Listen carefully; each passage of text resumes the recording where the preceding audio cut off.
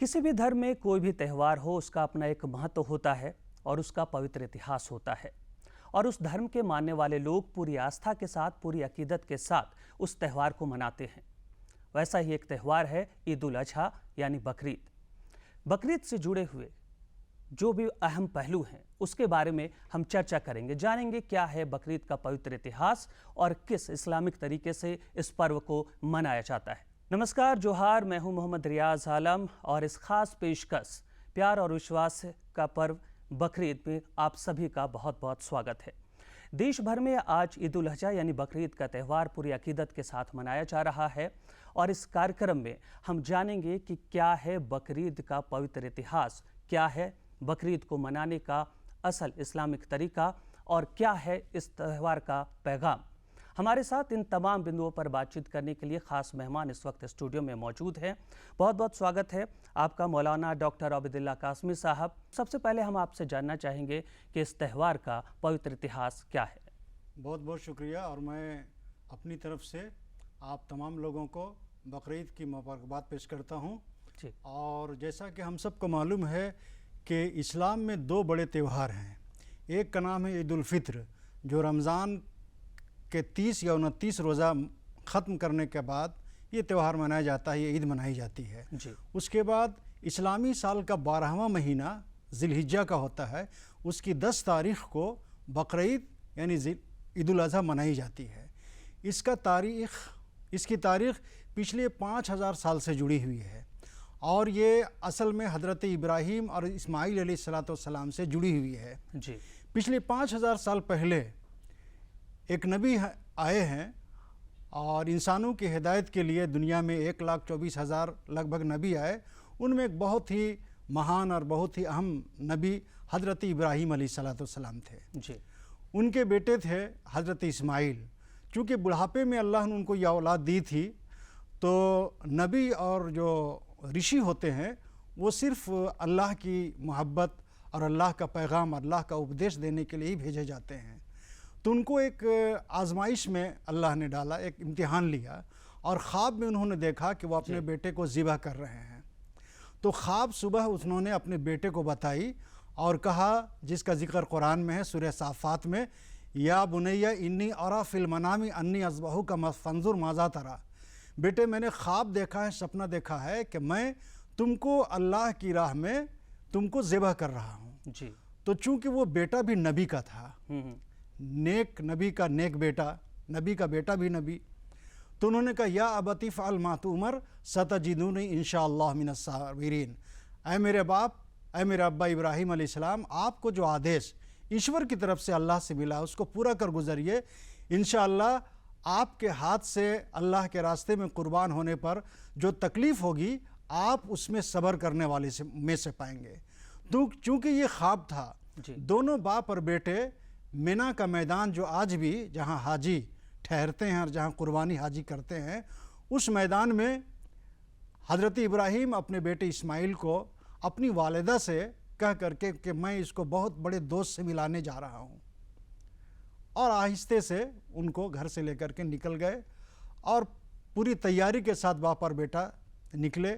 और बेटे ने कहा कि अब्बा, ऐसा है कि मेरे हाथ और पाँव में रस्सी बांध दीजिए और मेरे आँखों में पट्टी बांध दीजिए, ताकि मैं जब ज़िबा होने लगूं तो आप रहम और शफ़क़त के मारे बीच में ना छोड़ दें। बहुत अच्छे फैसला ना बदल जी। रहम, चूँकि बेटे से मोहब्बत तो नेचुरल बाप को होती है। उसके बाद छुरी चला रहे हैं लेकिन चलती नहीं है जी। अल्लाह ने छुरी को मना कर दिया कि ख़बरदार, एक रोंगटा इस्माईल का कटना नहीं चाहिए। और आसमान से एक दुम्बा आया। अल्लाह ने कहा फरिश्तों के ज़रिए से, दूत के ज़रिए से, कि इसकी कुर्बानी दो। और इस तरह इब्राहीम अलैहिस्सलाम कुर्बान होने से बच गए। वो एक इम्तिहान था, एक आजमाइश थी जी। और उस वक्त से ये परंपरा, ये सुन्नत चली और अल्लाह ने वादा किया कि चूँकि तूने हमारी मोहब्बत के आगे बेटे की कुर्बानी को बलिदान कर दिया, यानी इब्राहीम ने साबित कर दिया कि इस दिल में सिवाय अल्लाह के कोई नहीं रहता, उसकी मोहब्बत के सिवा किसी की मोहब्बत नहीं है, अल्लाह की मोहब्बत सबसे पहले है। ईश्वर के प्रति समर्पण अद्भुत मिसाल जी, जी जी। तो ये अमल इब्राहीम का इतना पसंद आया कि अल्लाह ने वादा किया, व तरकना अलैहि फिल आखिरीन, इब्राहीम तुम्हारे इस तरीक़े को, तुम्हारे इस समर्पण के इस अदा को मैं क़यामत तक जारी रखूँगा। तो इब्राहीम अलैहिस्सलाम के बाद जितने नबी आए, तमाम नबी की शरीयतों में कुर्बानी की ये सुन्नत जारी रही।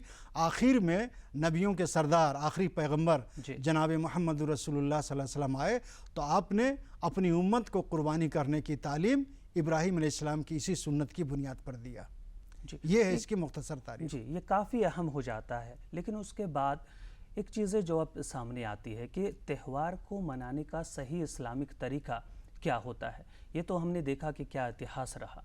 अब जो हम कुर्बानी दे रहे हैं, कुर्बानी का तरीका क्या होता है, ज़रा उस पर रोशनी डालिएगा। जितने भी मज़हब हैं, उन मज़हब में कहीं न कहीं कोई त्यौहार है। और चूँकि हिंदुस्तान पूरी दुनिया में इतना खूबसूरत मुल्क है हमारे लिए, हम लोगों के लिए, कि हर मज़हब के लोग यहाँ मौजूद हैं और हर मज़हब के लोग बहुत अदब एहतराम के साथ अपना अपना त्यौहार मनाते हैं। और त्यौहार कहा ही जाता है उसको कि जिसकी वजह से, जिस त्यौहार से या जिस ईद से खुशी सिर्फ उस मज़हब के लोगों को नहीं हो बल्कि दूसरे मज़हब के लोगों को हो। लिहाजा इस्लाम की भी रवायत रही है कि त्यौहार इस तरीक़े से मनाओ कि तुम्हारी खुशी से और तुम्हारे त्यौहार से किसी को तकलीफ़ ना हो। जी बिल्कुल। अगर हम ईद का त्यौहार या बकरीद का त्यौहार मनाते हैं जी, और हमारे त्यौहार मनाने से हमारे पड़ोस में, हमारे महल्ले में अगर दूसरे मज़हब के लोग हैं, अगर उनकी दिल आज़ारी होती है, उनको तकलीफ़ होती है, तो पता चला ये त्यौहार हम अपने लिए मना रहे हैं लेकिन दूसरों के लिए हम नहीं मना रहे हैं। और इस्लाम ये सिखाता है कि असल मुसलमान वो है जिसकी ज़बान से और जिसके हाथ से किसी को तकलीफ़ नहीं हो।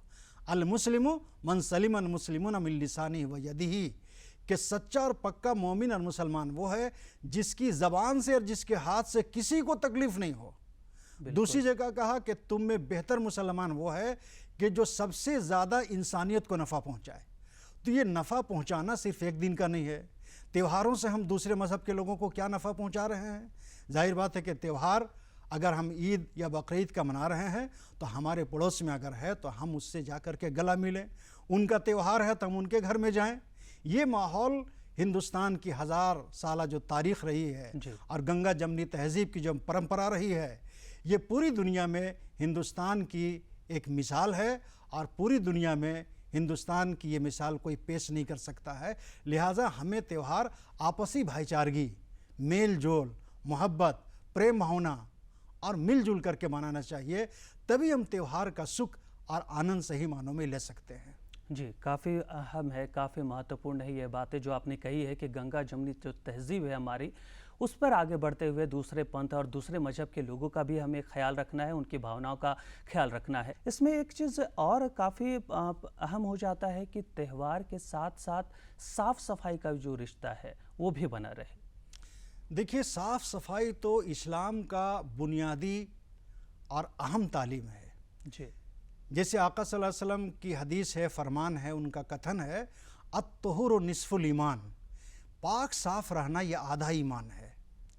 तो पाक साफ़ रहना सिर्फ कपड़े के एतबार से नहीं पाक साफ़। ज़ाहिर है कि इस्लाम ये चाहता है कि मुसलमान का अगर कपड़ा साफ़ हो, जिस्म पास साफ़ हो, तो उसका घर भी साफ़ हो, उसका महल्ला भी साफ़ हो, उसका शहर भी साफ़ हो और उसका दिल भी साफ़ हो, उसका दिमाग भी साफ़ हो। ज़ाहिर है कि दिल और दिमाग में अगर कुदूरत होगा, नफ़रत होगी, गंदगी होगी, आपसी हसद और बुग़्ज़ और इनाद और घिरना और नफ़रत होगी, तो हम कपड़ा साफ़ पहने हुए हैं लेकिन अंदर सफ़ेद कपड़े के अंदर हमारा दिल जो है वो गंदा है।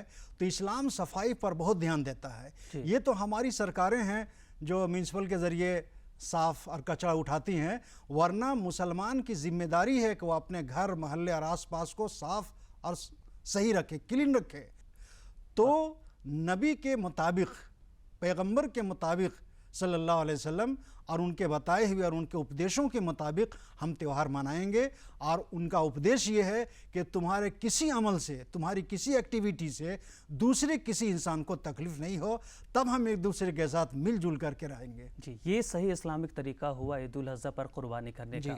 एक और सवाल है मौलाना साहब मेरे पास जो काफ़ी महत्वपूर्ण है, और वो ये कि क्या सभी मुसलमानों पर कुर्बानी फ़र्ज़ है या इसके लिए भी कुछ क्लासिफिकेशन है कि कुछ मुसलमान के पास अगर इतनी जायदाद है तब वो कुर्बानी करेंगे और अगर ऐसी बात नहीं है तो बाकी जो बच्चे मुसलमान हैं उनके लिए फिर कुर्बानी के मायने क्या बदलते हैं?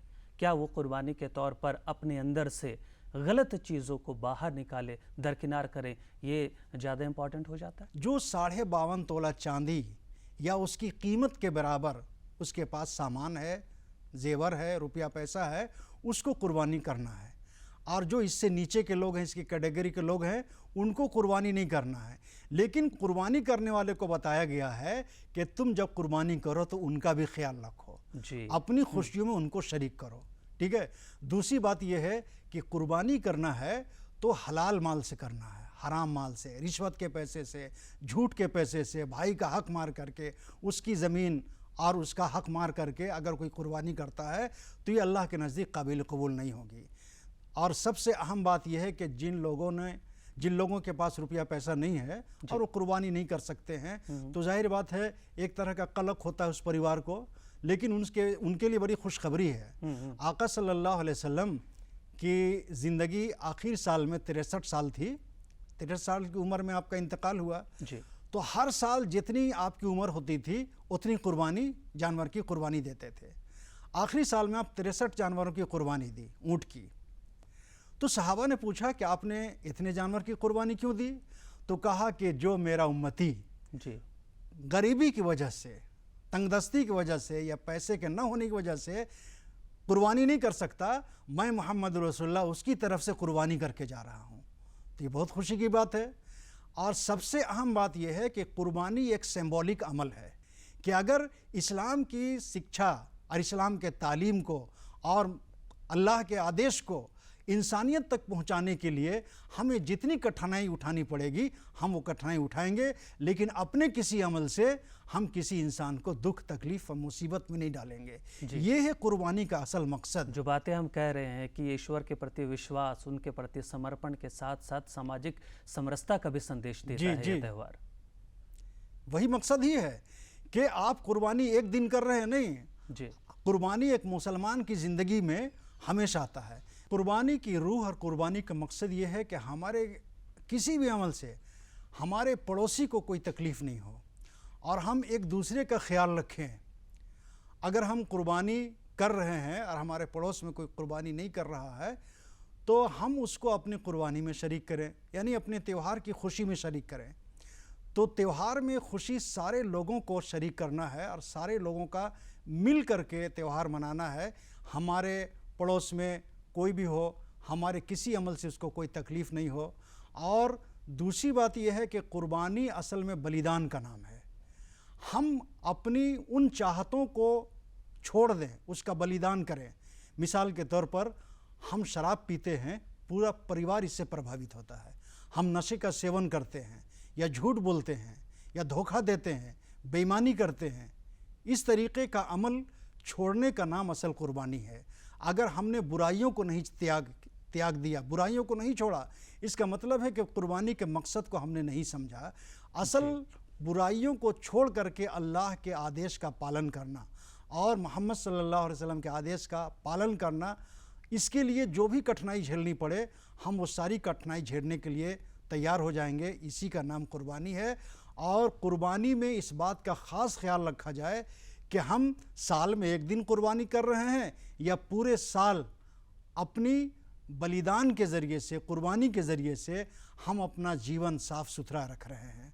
अपने घर को साफ़ रखना, महल्ले को साफ़ रखना, इसी तरीके से अपने जिस्म को बुराइयों से पाक रखना, बीमारियों से पाक रखना, ये भी तो कुर्बानी है। हम ऐसी चीज़ों का सेवन करेंगे जिससे हमारा अंदर ही अंदर जिस्म खोखला हो रहा है, हमारी किडनी ख़राब हो रही है शराब पीने से, नशे का सेवन करने से। तो हमने कुर्बानी के मकसद को नहीं समझा। कुर्बानी का मकसद ये है कि कुर्बानी बलिदान का त्यौहार है। कुर्बानी एक दिन नहीं बल्कि पूरे साल, बल्कि पूरी ज़िंदगी कुर्बानी पेश करनी पड़ती है। और जो ज़िंदगी के हर कदम में कुर्बानी पेश करता है वही कामयाब इंसान है। और जो कुर्बानी पेश नहीं करता, मिसाल के तौर पर एक शख्स है, उसको मेरिट में आना है, नीट का एग्ज़ाम देना है, तो जाहिर बात है आम स्टूडेंट से उसको ज़्यादा पढ़ना होगा, उसको नींद की कुर्बानी देनी होगी जी। उसको अपनी ख्वाहिशात को कुर्बान करने की कुर्बानी देनी होगी। जब तक ये कुर्बानी वो नहीं देगा तक वो कामयाब नहीं होगा। इसी तरीके से उसके माँ बाप हैं, इस्माइल अलैहिस्सलाम ने अपने बाप के आदेश को माना और कुर्बान होने के लिए तैयार हो गए। तो जो कुर्बानी करने वाला है उसको भी अपने माँ बाप का सम्मान करना होगा। जो माँ बाप का सम्मान नहीं करता है, इज़्ज़त नहीं करता है, आदर नहीं करता है, बड़ों की इज़्ज़त नहीं करता है, बड़ों का ख्याल नहीं रखता है, इसका मतलब है कि उसने कुर्बानी और बकरीद के त्यौहार और उसके मकसद को सही मानों में नहीं समझा है। लिहाजा उसकी रूह को बाकी रहना चाहिए। जी, आपने कहा कि ये असल मकसद है कुर्बानी का, तो क्या ये मकसद और कुर्बानी का ये जो तरीका है जो हम भुलाते ही जा रहे हैं, ये आगे आने वाले जनरेशन में हम सही तरीके से इसको ले जा पा रहे हैं? देखिए, क्या करना चाहिए इसके लिए? इसके लिए तो अब हम जैसे लोगों की जिम्मेदारी है कि जुमा में जो खुतबा होता है उस खुतबे में हम लोगों को सही इस्लाम की तालीम और अल्लाह के आदेश और कुरान क्या कहता है, ठीक है ना। जी। मिसाल के तौर पर अल्लाह के पैगंबर मोहम्मद सल्लल्लाहु अलैहि वसल्लम सिर्फ मुसलमानों के नबी नहीं हैं, आपको तमाम इंसानियत के लिए भेजा गया, ठीक है ना। कुरान सिर्फ मुसलमानों के लिए नहीं है बल्कि पूरी इंसानियत के लिए। जो भी चाहे कुरान पढ़ सकता है, इस्लाम का जो भी चाहे स्टडी कर सकता है। और सही मानों में हमारी कुर्बानी तो ये होगी कि हमारा चलना फिरना, उठना बैठना, कारोबार, लेन देन इतना ईमानदारी के साथ हो कि हम अपने ज़ाती नफ़े के लिए हराम की कमाई को कुर्बान कर दें, ताकि दूसरा देख के कहे कि वो देखो मुसलमान कारोबारी जा रहा है, वो देखो मुसलमान जा रहा है। यानी दूसरों को फ़ायदा पहुंचाने के लिए हम अपने नफ़े को कुर्बान कर दें। असल कुर्बानी ये है। जी, मतलब ये कि इस दुनिया में अगर कोई भी इंसान आया है तो सिर्फ अपने लिए ही नहीं बल्कि इंसानियत के मकसद से भी आया है। जी। बेहद ज़रूरी होता है यहाँ पर कि एक मुसलमान, एक कुर्बानी करने वाला इंसान अपने अंदर से बुराइयों को भी कुर्बान करे और उसके साथ आगे बढ़े, दूसरों की भावनाओं का ख्याल करते हुए। जी, और यही असल है। जैसा कि मैंने कहा कि कुर्बानी सिर्फ 10 तारीख को नहीं आता है मौका, बल्कि पूरी ज़िंदगी कुर्बानी से भरी हुई है। मिसाल के तौर पर आज हमारे समाज में, हर समाज में जहेज़ एक आम बीमारी है और इससे प्रताड़ित होती हैं महिलाएं। जी, ठीक है ना। अब एक औरत जहाँ पली है वो तमाम खून के रिश्तों में पली है। अब वो एक अजनबी परिवार में आ रही है जहाँ कोई रिश्ता उसका खून का नहीं है। गोया वो औरत बलिदान दे के आ रही है, कुर्बानी दे के आ रही है। जी। अब अगर उसको इस नए ख़ानदान में प्रेम, मोहब्बत और ऊंचा स्थान नहीं मिलेगा तो उसके उस बलिदान का क्या फ़ायदा होगा। लिहाजा एक मुसलमान को ये देखना चाहिए कि कुर्बानी का ये मौका सिर्फ़ एक त्यौहार की शक्ल में ज़िलहिज्जा की 10 तारीख को नहीं आता है, बल्कि एक मुसलमान की ज़िंदगी कुर्बानी से भरी हुई है। अगर वो कारोबारी है तो नाप तौल में कमी ना करे, डंडी नहीं मारे, तो ये कुर्बानी है। जी। अगर वो सरकारी मुलाजिम है या गैर सरकारी मुलाजिम है तो अपनी ड्यूटी सही तौर पर अंजाम। और इस्लाम का आम उसूल ये है कुर्बानी के एतबार से कि हर वो काम जिस काम के करने से एक का फ़ायदा हो और 10 का नुकसान हो। जी। एक का फ़ायदा हो और 10 का नुकसान हो तो 10 का नुकसान देखा जाएगा, एक का फ़ायदा नहीं देखा जाएगा। और अगर किसी काम के करने से 10 का फ़ायदा हो रहा है और एक का नुकसान हो रहा है तो 10 का फ़ायदा देखा जाएगा, एक का नुकसान नहीं देखा जाएगा। तो अगर हम जिस मोहल्ले में, जिस इलाके में, जिस बस्ती में हम रह रहे हैं, हमारी आबादी मान लीजिए कम है, पूरे हिंदुस्तान में मिक्स आबादी है, लेकिन आपसी प्रेम और भावना ऐसा है कि कहीं पता नहीं चलता है। और जितना साल आप पीछे जाएंगे हिंदुस्तान के इतिहास में, प्रेम भावना, आपसी भाईचारगी उतनी ज़्यादा आपको मजबूती के साथ मिले। तो इसीलिए हम कह रहे हैं मौलाना साहब कि ये प्यार और विश्वास का त्यौहार है बकरीद, और इसी प्यार और विश्वास के साथ हमें आगे भी बढ़ना है। सबसे जो अहम बातें आपने कही कि सिर्फ 10 से लेकर के 12वीं तारीख जिलहिज्जा के महीने पर कुर्बानी देना ही काफ़ी नहीं होता, ताउम्र अपनी पूरी ज़िंदगी जो मुस्लिम धर्मावलंबी होते हैं वो कुर्बानी देते रहते हैं। इस महीने का एक ख़ास और महत्व है कि हज के अरकान भी इसी महीने अदा किए जाते हैं, और वो भी 10वीं तारीख को। इस पे भी ज़रा रोशनी। जी, जिलहिज्जा के महीने में ही हज होता है। उम्रा तो आप जब चाहे तब कर सकते हैं, लेकिन हज के लिए जिलहिज्जा का महीना और 8 से 12 तारीख इसी 5 दिन में आपको हज करना है, जिसमें हाजी एहराम बांध करके हज करने के लिए जाते हैं। जब वहाँ अपने वतन से जाते हैं तो एहराम बांध करके जाते हैं, चूँकि एहराम के बगैर वो उस एरिया को क्रॉस नहीं कर सकते हैं।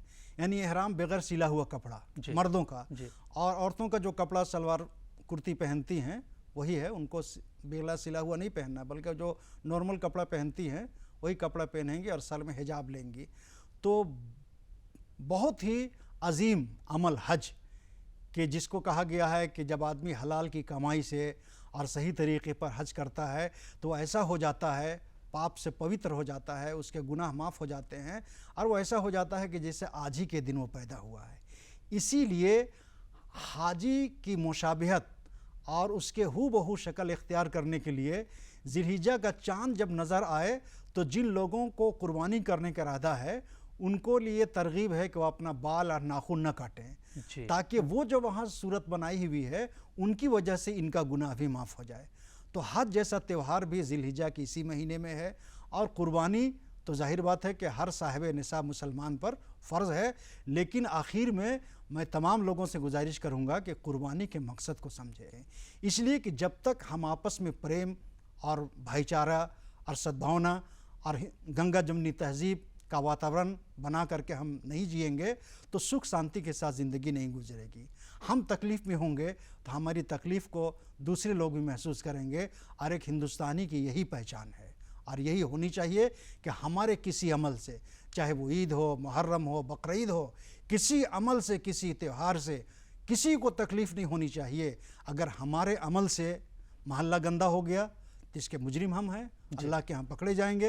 हमारे कैरेक्टर से, हमारी गुफ्तगू से या हमारे हाव भाव से दूसरा तकलीफ़ महसूस कर रहा है और वो अंदर ही अंदर बेचारा महसूस कह रहा है, वो कुछ नहीं कह रहा है। हत्ता कि अगर हम लाउड स्पीकर भी बजाते हैं और उसका साउंड इतना ज़्यादा हो कि बगल में कोई स्टूडेंट अगर नीट की तैयारी कर रहा है, जेपीएससी की तैयारी कर रहा है, कंपटीशन की तैयारी कर रहा है, अगर वो डिस्टर्ब हो रहा है तो ये साउंड जो हम तेज़ करके बजा रहे हैं, चाहे वो कुरान की तिलावत हो या जलसा हो, तो इसका गुनाह हमको होगा। हमने बस जानवर कुर्बान कर दिया, इसका नाम कुर्बानी नहीं है। ज़रूरत है हमें कुर्बानी के असल मकसद को पहचानने का। बहुत बहुत शुक्रिया मौलाना डॉक्टर आबिदुल्लाह कासमी साहब, आपने कई अहम जानकारी दी है कुर्बानी को लेकर, ईद उल अज़हा को लेकर के। तो ज़रूरी है कि हम ख़ास मकसद जो है कुर्बानी का उसे समझें। आखिर में हम जाते जाते आप सभी दर्शकों से गुजारिश करना चाहेंगे कि ये त्यौहार इंसान की कठिन इम्तहान के तौर पर एक बहुत बड़ी परीक्षा होती है, धैर्य की परीक्षा होती है। हमें विवेक से काम लेना होता है। सामाजिक समरसता का ये त्यौहार है, और सबसे महत्वपूर्ण बात ये कि इंसान इस दुनिया में सिर्फ अपने लिए नहीं बल्कि इंसानियत के लिए आया है। और बकरीद के इसी पैगाम को, ईद उल अज़हा के इसी पैगाम को हमें समझने की ज़रूरत है, इसे अमल में लाने की ज़रूरत है। नमस्कार।